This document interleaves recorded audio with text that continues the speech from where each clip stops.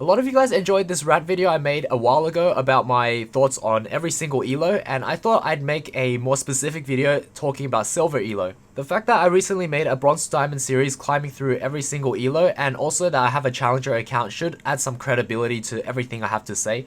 But more specifically, I wanted to talk about silver elo because this is the elo that I was personally stuck in when I first started the game. And also, I'm sure that the majority of my viewer base is also stuck in silver elo because that is it's like a bell curve and the majority is sitting there. So from my personal experience when I started the game, I used to play Dota 1 and I got pretty good at it. Like, I would be able to get a lot of kills, and I think that's what transitioned to what you guys see on screen right now. On screen right now is my very first ranked game on my very first account. So it was on the Jerry account, which a lot of you guys, if you stuck around my channel, would already know about it. And I made this account since beta, but I only started playing this game since Season 2. So you guys can see I have a crazy ton of kills. I have very low CS, 86 CS at 32 minutes, and that was my very first ranked game. The moment I hit level 30, I went straight into ranked. So a lot of my Dota skills did carry over because it was all about getting kills, all about mechanics, and just doing really well on your champion. So I played a lot of Akali back then. I was pretty much an Akali one trick, but that was back in Season 2 and I quickly dropped that champion because I was on the NA server, so I was playing with 250 ping, and I remember being stuck in silver and there was a lot of frustrations that I went through. So I'd like to talk about them because I feel like I can empathize with a lot of people here who are stuck in silver. The things I notice about silver elo is that they love to chat a lot. They love to type in chat so much, and they distract themselves from the game by typing so much useless stuff when all you need is smart pings. And this kind of behavior happens even in Champ Select where they'll force you into a tank role. So for example, if I'm a Tryndamere one trick, obviously if I play Tryndamere it's an auto win in silver elo, but say when I was climbing through like bronze and silver, a lot of the times they'll get really mad that I play Tryndamere or I don't play a tank in the top lane, and they're like, oh my god, okay, we lost, this is going to be really hard, GG, no tanks. So they like to say a lot of that, which is really ridiculous. In solo queue, team comps really don't matter as long as you're not full AD or full AP.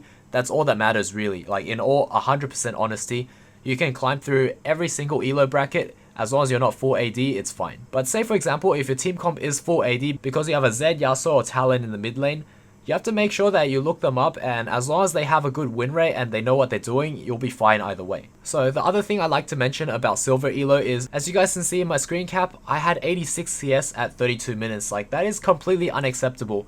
The reason why I even won that is because obviously I got a lot of kills and that was fine and all, but you know what, in silver elo, getting kills really doesn't mean anything. The more consistent play is to always have good CS. If you always have good CS, the kills will come after anyway. If you're really good with your mechanics and you're getting kills all the time, but there are some games where you don't get kills and you don't have CS, you'll automatically drop off and not be able to perform as well as you could be.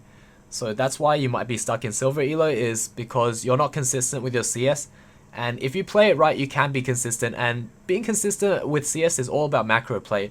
So, you know, in terms of lane management, in terms of going to the side lanes and picking up that CS, taking a jungle camp on the way, looking on the map and seeing which lane is pushing towards you and there's like a big wave that you can take, you make sure you take those, and if you consistently do that, you'll always have good CS numbers. That's just talking from experience. The other very important thing about silver elo is I notice my opponents will always try to play super aggressive or super defensive. There's like no fine line or in between. They don't care about jungle gank, they don't care about power spikes, they don't care about the matchup.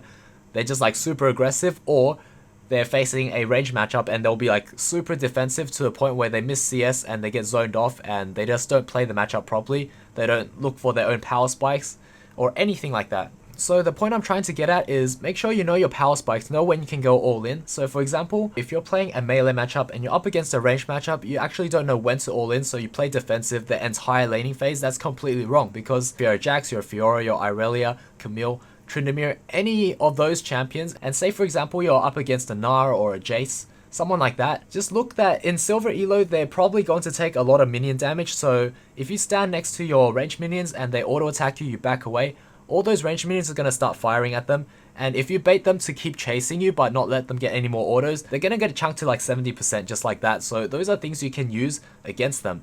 And then once it pushes into your tower, because if your minions are always autoing the enemy champion, the enemy minions are going to be autoing your minions, so it's going to push even harder. So once it reaches into your tower, if you could stay back and then only come in for last hits, then backing away so that you take minimum damage rather than stand next to, which I see a lot is in low elo, people would just like to stand next to their minions and auto attack and then stand there.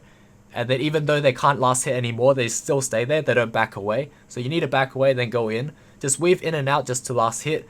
Make sure you're high on health. And once there's only a few caster minions, that's when you can like jump in and go for an all-in trade, because melee champions are generally stronger than ranged champions if you can get on them. Say for example, you have a big wave that just crashed into a tower, you CS most of them, you're relatively high health, and then just as the back line there's only like a few more left, you jump on the enemy and then you hit level 6, you use your hotkey like Control R to level up your ult, and then you go all in on them. You generally can get a kill like that for most melee matchups against ranged matchups if you've been playing it properly. So that's just a general idea of when you can go aggressive, and there's actually a crazy ton of examples of when you can go aggressive in lane, which I highlighted in my Bronze to Diamond series. So I really do suggest, if you're hard stuck in any of the divisions from Bronze all the way to Plat, make sure you watch my videos and you should be able to climb. The other thing I realize about Silver Elo players is that if they fall behind early, they seem to just drop off completely. They just completely stop trying and they don't know how to come back.